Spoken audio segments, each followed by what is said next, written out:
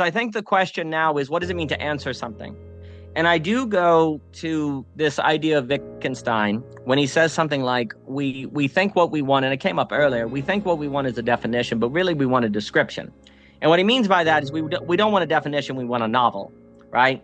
Like, likewise, we don't want the answer of what is the male, we want a novel, an artwork, a painting, a model, right? Like, we want a vision more so, in a sense, right?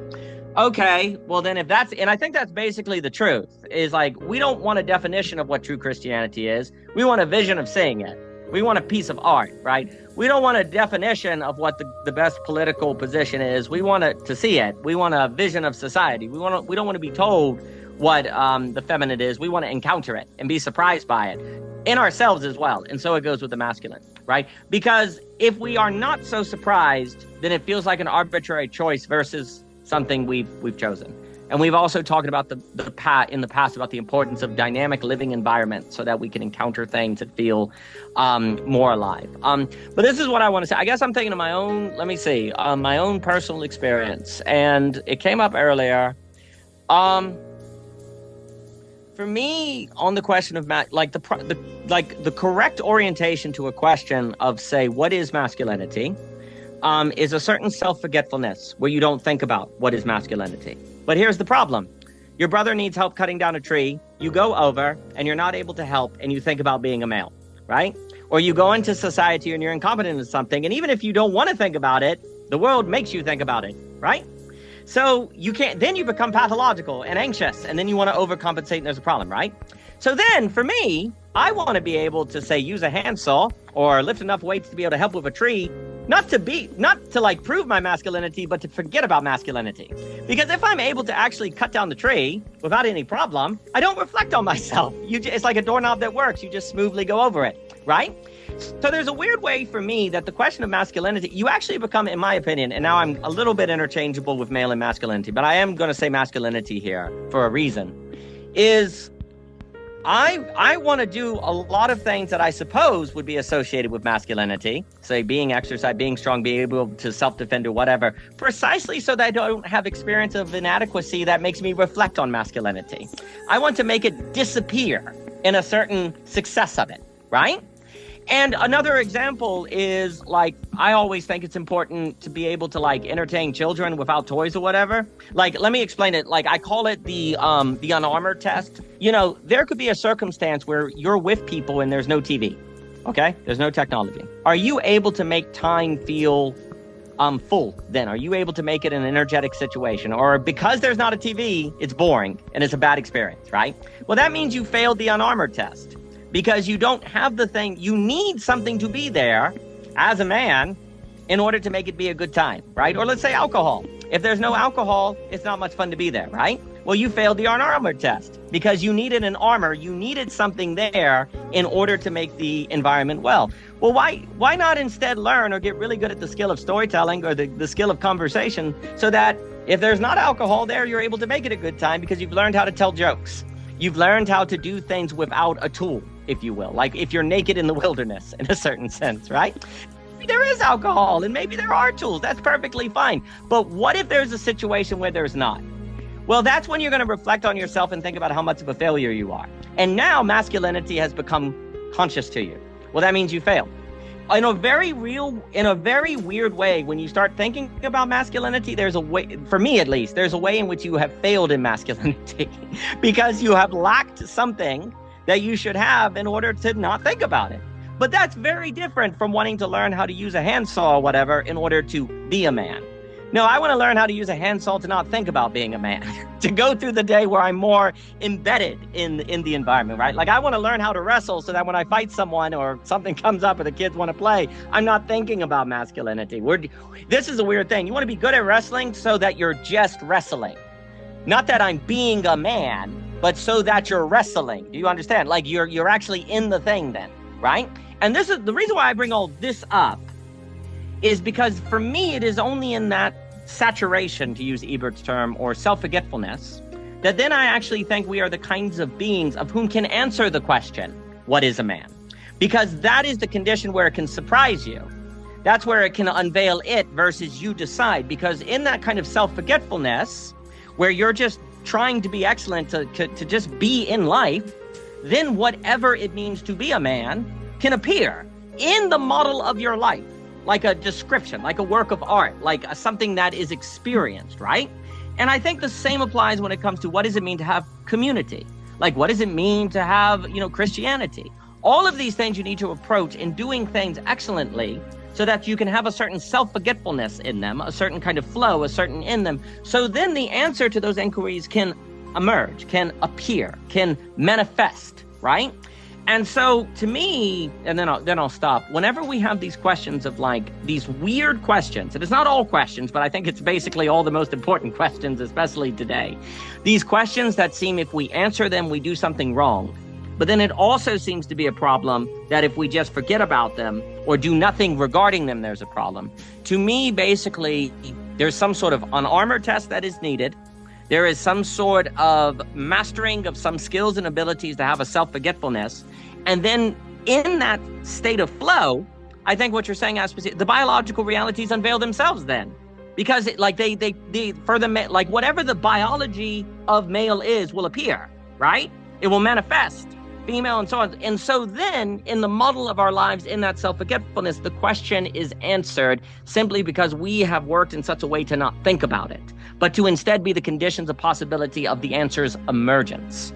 And that is basically a framework. I think it's no different. Like what I'm describing to me is like why you have to have the social coordination mechanism is because you forget things, you're in conversations and the answers emerge. Like that kind of basically onto epistemological method, to use a mouth phrase, that like you're using your entire being to answer questions by being a condition for the answer to kind of manifest as art or manifest in a life. And then you see that and you can represent that. I think also I'll stop with that.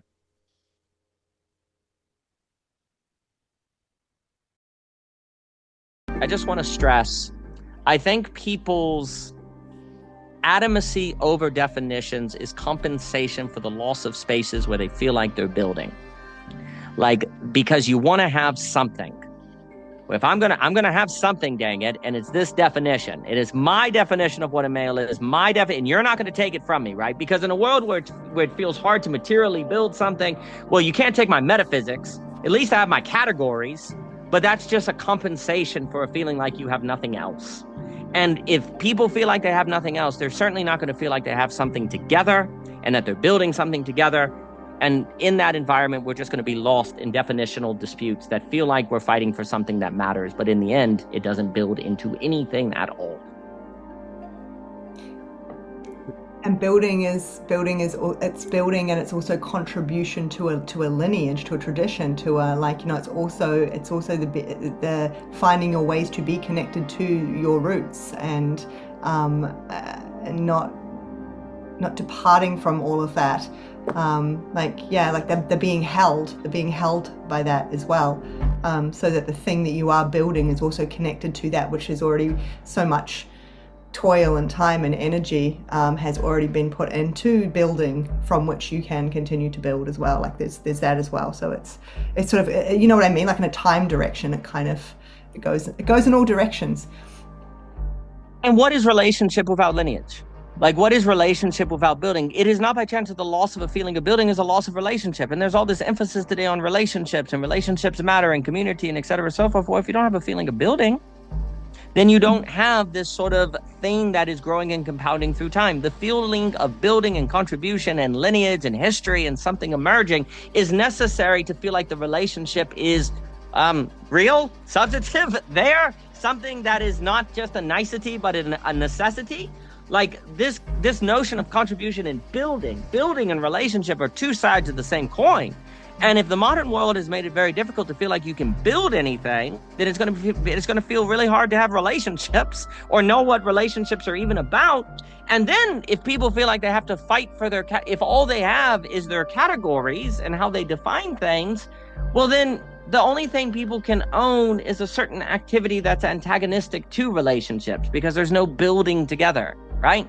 And so then we all atomize, individualize, and we don't build anything, we just hikikomori. And that, I think, so the fate I don't think, like, there's a lot of talk of relational ontology, which Matt Segal is excellent on with Whitehead and different people. Like, there's this increasing revelation that relationships are ontological, right?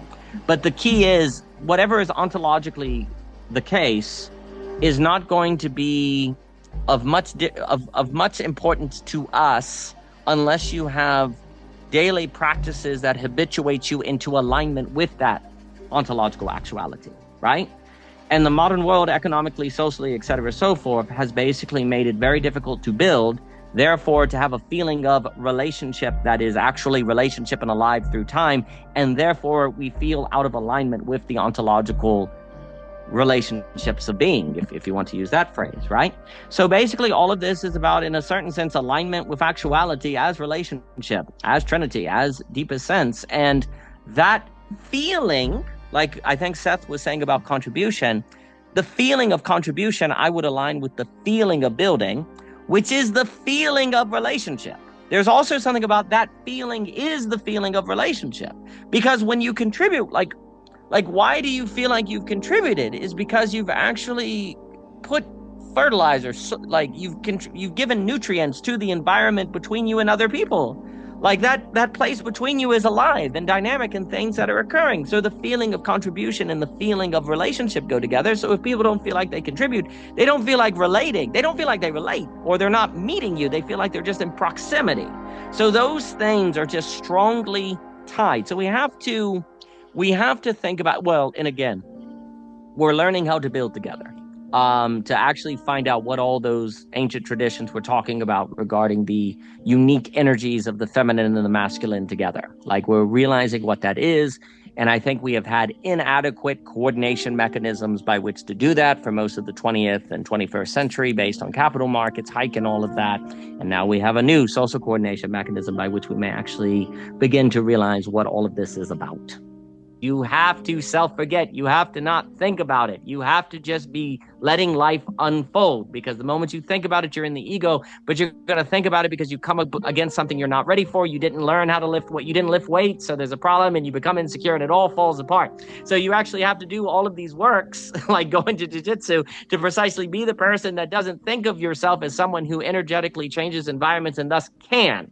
So that's a kind of fullness, because you're just in the dance and you're doing whatever it is to be alive well, right? Like, the female steps in at the right moment and the male steps in at the right moment, and they say this, and there's a dance. I think you can't define male and female without the dance, the experience of the dance. Like, what those things are is the steps in the dance that has to be experienced energetically. And we just don't know how to do that. We've lost religion, we've lost rituals, et cetera, so forth. But without that experience, we're just not going to believe these questions are worth even taking on. And we're going to just let technology take it away from us, because that's what's going to happen. Like, these questions are going to be too burdensome to us. It's not going to be like, what is male? What is female? I don't know. If I say this, it pisses off a bunch of people and I seem like I'm limiting. I don't know. I don't even want to think about it. Oh, technology will step in and do like all the female stuff and the male stuff. Let it. Technology will just kind of remove it from us, right? If we've never had the experience of the unique energy that masculinity and femininity together can make, which I think is tied to the art of living in the Iliac sense, like beauty and so forth, then we don't feel like we're losing anything, because we haven't had that unique experience of the energy. We haven't had that unique experience of the dwelling. And so in our minds, to hand the stuff all over to technology is pure gain, no loss. It's going to be pure gain and no loss. And that's when you're really damned. When you experience the enclosure as pure gain and no loss, because you never tasted the energetic possibilities in the relationship, then you're gonna be truly ignorant. You're not gonna know what you don't know.